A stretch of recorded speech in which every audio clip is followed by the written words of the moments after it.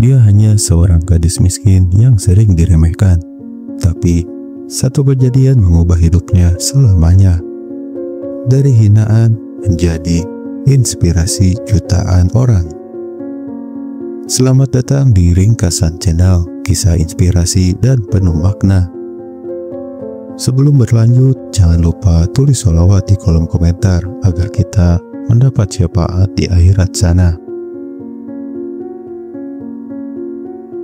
Di sebuah desa kecil di kaki Gunung Merapi, hiduplah seorang gadis bernama Sekar.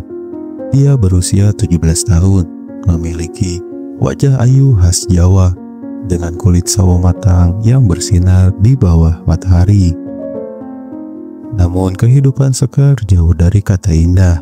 Sejak kecil ia tinggal bersama ibunya, Bu Sumina, seorang janda tua yang bekerja sebagai buruh cuci di rumah-rumah orang kaya di kota sebelah.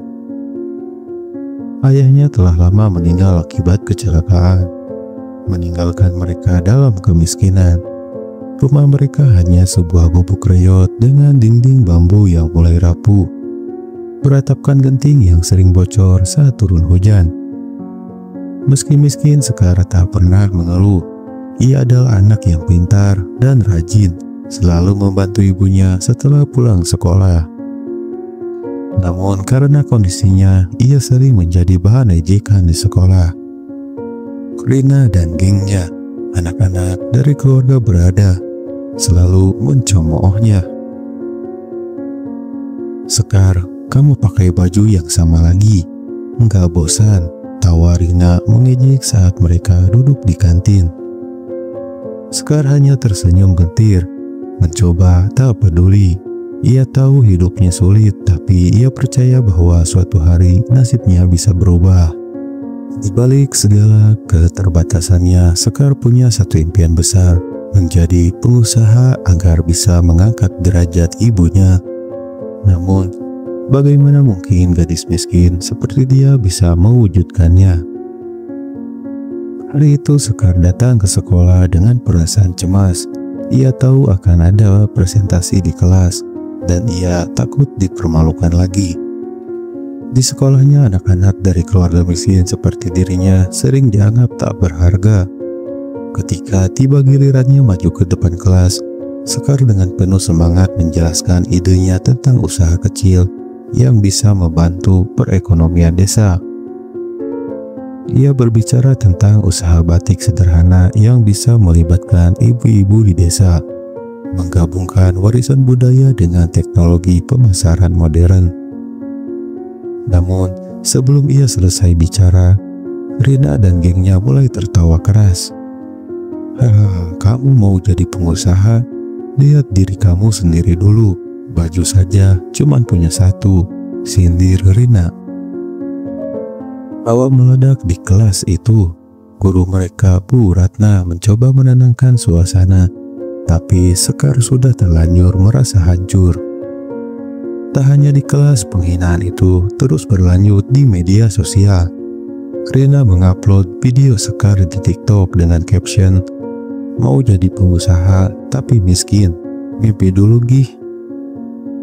Video itu viral di sekolah dan semua orang mulai mengejeknya. Sekar berlari pulang dengan air mata yang tak terbendung. Sampai di rumah, ia memeluk ibunya erat-erat. "Bu, kenapa hidup kita selalu susah? Kenapa aku selalu direndahkan?" isaknya. Bu Sumina mengusap kepala putrinya dengan lembut. "Sekar, jangan biarkan mereka menentukan masa depanmu. Kamu bisa buktikan kalau mereka salah."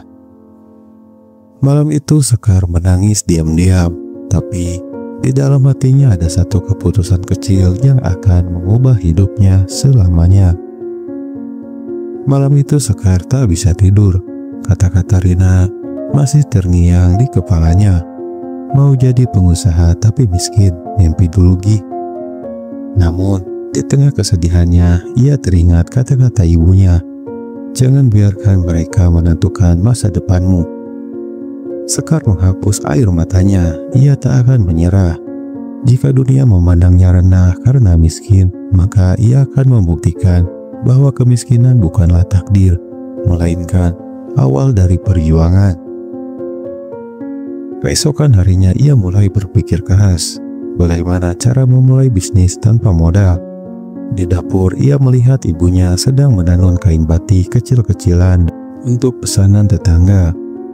"Bu, bagaimana kalau kita buat batik modern dengan desain baru? Aku bisa belajar jualan online," katanya bersemangat. Bu Sumina terkejut. "Sekar, kita bahkan tidak punya cukup kain, bagaimana mau dijual?"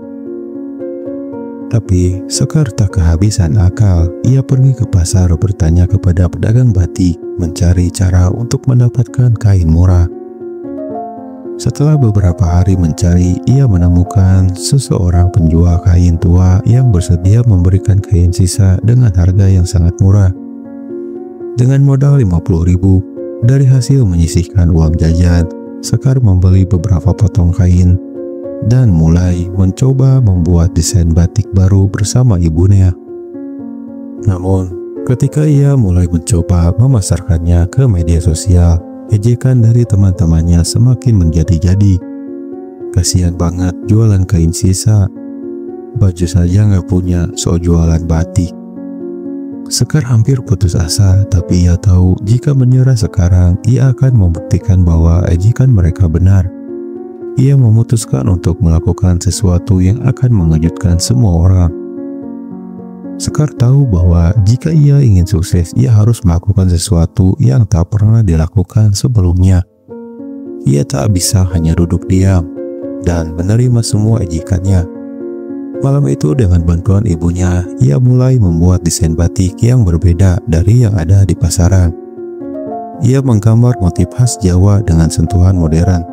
Batik berwarna pastel dengan pola minimalis yang cocok untuk anak muda. Tapi ada satu masalah besar, bagaimana cara menjualnya jika semua orang sudah meremehkannya? Sekar lalu mendapatkan ide cerdas. Ia akan memanfaatkan kekuatan media sosial bukan untuk sekedar jualan, tetapi untuk menceritakan kisahnya. Strategi ini mengubah segalanya. Ia mulai merekam video sederhana, memperlihatkan bagaimana seorang gadis miskin bisa menciptakan sesuatu dari nol.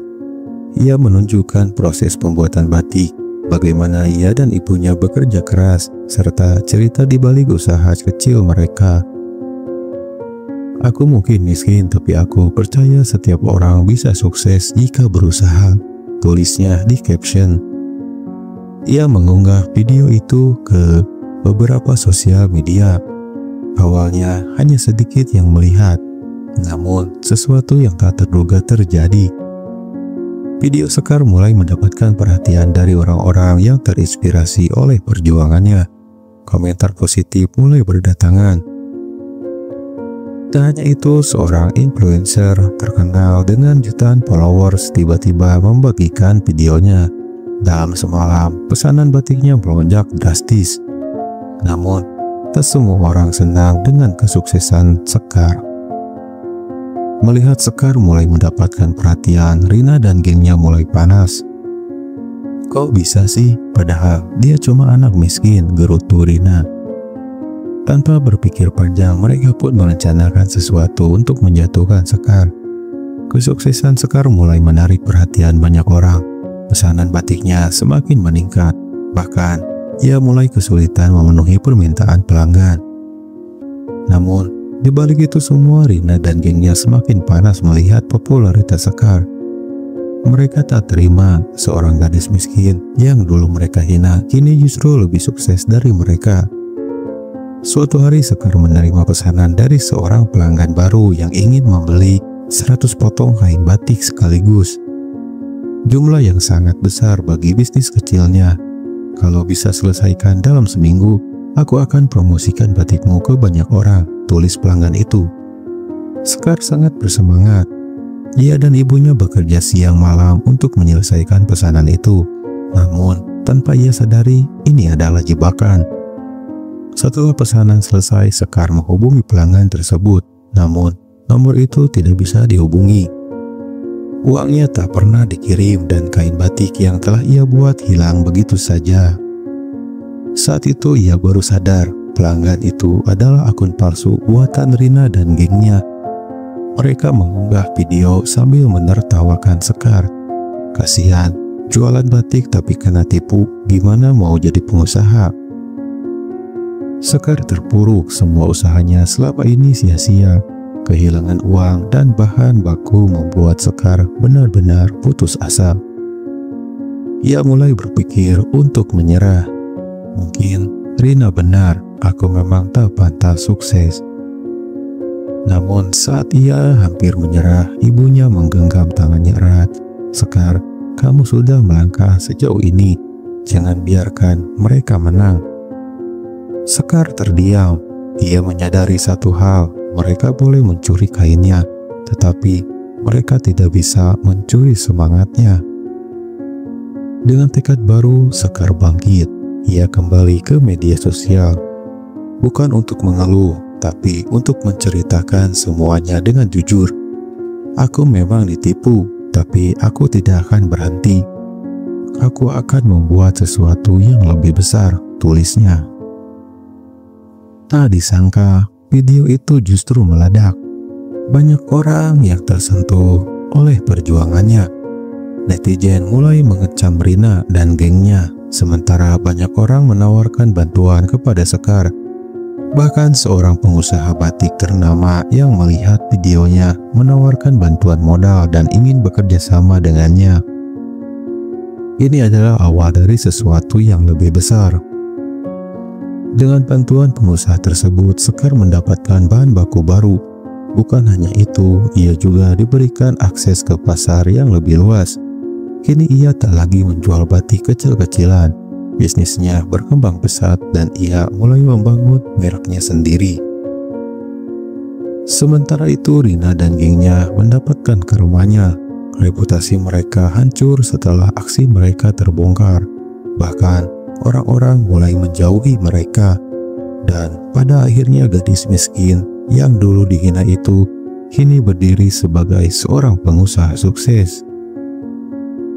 Sekar kini bukan lagi gadis miskin yang diremehkan orang-orang. Bisnis batiknya berkembang pesat. Ia bahkan sudah memiliki karyawan sendiri. Banyak media mulai meliput kisahnya, menyebutkan namanya. Anak petani yang sukses menjadi pengusaha batik modern. Namun, bagi Sekar, kesuksesan bukan hanya soal uang atau popularitas. Ia ingin membantu lebih banyak orang yang bernasib sama dengannya dahulu. Karena itu ia membuka program pelatihan untuk ibu-ibu rumah tangga di desanya, agar mereka bisa belajar membuat batik dan memiliki penghasilan sendiri. Bu Sumina menatap putrinya dengan bangga. Dulu kamu anak kecil yang selalu menangis saat diejek orang. Sekarang kamu yang membantu orang lain agar tak mengalami hal yang sama. Sekar tersenyum. Semua perjuangan, tangisan, dan hinaan yang ia lalui akhirnya terbayar lunas. Sementara itu kehidupan Rina dan gengnya tak lagi sama. Setelah aksi mereka membuli Sekar viral, banyak orang yang mulai menjauhi mereka. Bahkan keluarganya ikut malu dengan perbuatannya.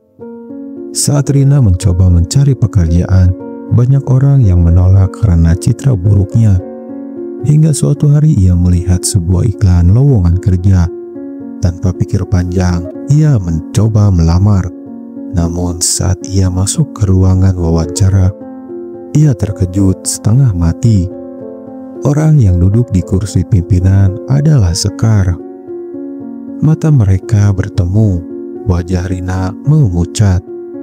Dulu ia yang menertawakan Sekar, kini ia yang berdiri di hadapannya memohon pekerjaan. Sekar menatapnya dalam diam. Ada banyak hal yang ingin ia katakan, tapi akhirnya ia hanya tersenyum. Semoga kamu menemukan jalan yang lebih baik, kata Sekar. Rina hanya bisa menunduk malu. 10 tahun berlalu, Sekar kini menjadi salah satu pengusaha batik muda paling sukses di Indonesia. Bisnisnya tak hanya berkembang di dalam negeri, tetapi juga mulai merambah pasar luar negeri. Namun, ia tak pernah melupakan dari mana ia berasal. Ia tetap tinggal di desanya dan terus membantu orang-orang miskin mendapatkan kesempatan yang lebih baik. Ketika seseorang wartawan bertanya, "Apa rahasia kesuksesanmu?" Sekar tersenyum dan menjawab, "Jangan pernah biarkan hinaan orang lain menentukan masa depanmu. Jika mereka meremehkanmu, buktikan bahwa mereka itu salah."